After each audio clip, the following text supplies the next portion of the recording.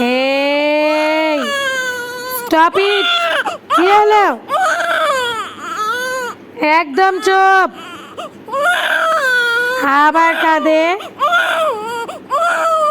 কি হলো? এই তো আবার চিৎকার করে।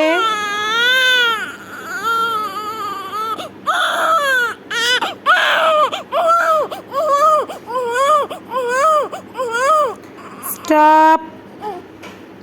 তোমাকে একদম সাইলেন্ট হতে বলেছি আমি। এগুলো ঠিক না, এত চিৎকার কিন্তু ঠিক না। এগুলো একটা রুলস। তোমার এটা ভাবতে হবে, তুমি নার্সিংহোমে আছো। এটা কি? এত দুষ্টুমি ঠিক না। আমি পারছি না তোমাকে নিয়ে আর।